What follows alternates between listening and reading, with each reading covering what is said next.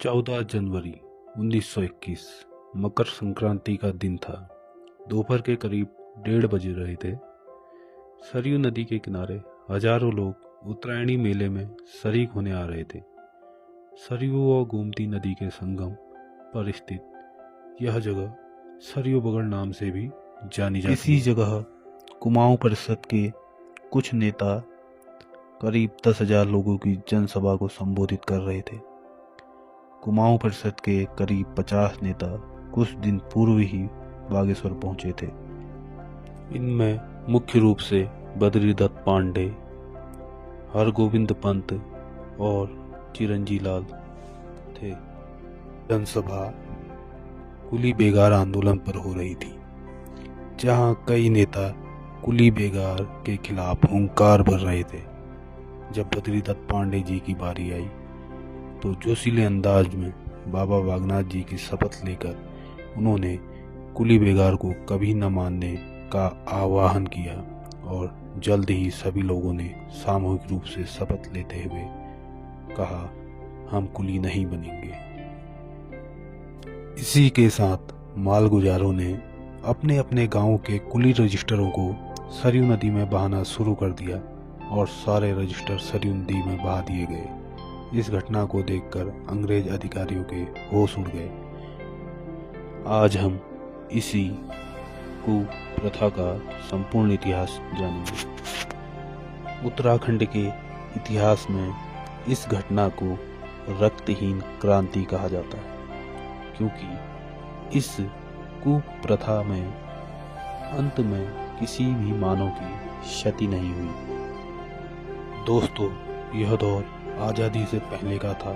19वीं सदी का दूसरा दशक। साल 1815 अंग्रेजों ने गोरखाओं को हराकर टिहरी रियासत को छोड़कर बाकी सभी हिस्से पर अपना एकाधिकार कर लिया। जगह जगह निर्माण कार्यों का दौर शुरू हुआ। ऐसे में उन्हें कुलियों की जरूरत पड़ने लगी। इस दुविधा का हल अंग्रेजों ने कुली बेगार के रूप में निकाला। आइए दोस्तों, जानते हैं कुली बेगार प्रथा आखिर थी क्या। कुली बेगार में अंग्रेज अधिकारी कुलियों से मुफ्त में काम कराते थे और इस काम का उन्हें कोई भी भुगतान नहीं दिया जाता था। कुली बेगार के साथ 2 अन्य प्रथा और शामिल थी, कुली उतार, कुली बर्दायस। कुली उतार में श्रम के दौरान बेहद कम मजदूरी दी जाती थी और कुली बर्दायस में अंग्रेज अधिकारी उनके रिश्तेदार जब भी कोई आते थे तो उनके रहने, खाने, ठहरने, ईंधन की व्यवस्था सब इन्हीं कुलियों को करनी पड़ती थी। कई गांवों के प्रधान व पटवारियों की जिम्मेदारी होती थी सुनिश्चित दिनों में कुली की व्यवस्था करें। कुलियों के ब्यौरे के लिए एक रजिस्टर होता था, जिसे कुली बेगार रजिस्टर कहा जाता था। कुली बेगार को खत्म करने के लिए कई बार प्रयास हुए, लेकिन हर बार यह प्रयास असफल हो जाते थे। 1816 में जब विलियम ट्रेल कुमाऊं कमिश्नर नियुक्त हुए तो उन्होंने भी इस प्रथा को समाप्त करने की कोशिश की। इसके लिए उन्होंने 1822 में खच्चर सेना का प्रस्ताव रखा। 1823 में खच्चर सेना का निर्माण हुआ, जिसमें अंग्रेजों का सामान ढोया जा सके, लेकिन खच्चर सेना ज़्यादा प्रभावी न होने के कारण पुनः कुली बेगार वसूली जाने लगी।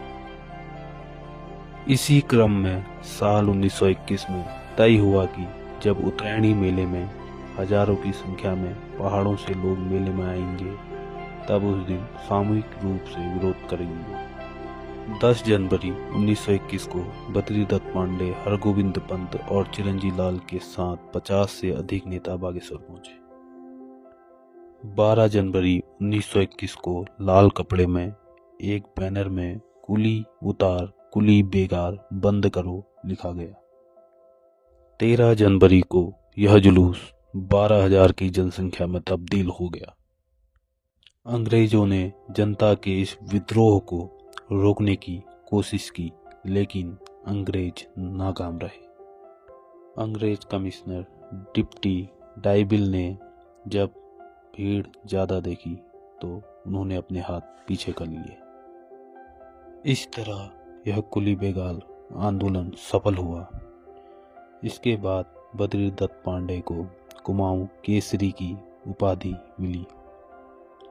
आज भी सरकार की जन विरोधी नीतियों के कागजात सरयू नदी में उत्तरायणी मेले के पर्व में बहाए जाते हैं। इसके बाद गांधी जी बागेश्वर पहुंचे और उन्होंने चनौदा में गांधी आश्रम की स्थापना की।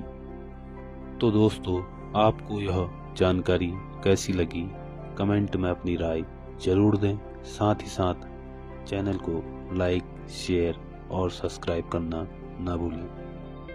धन्यवाद।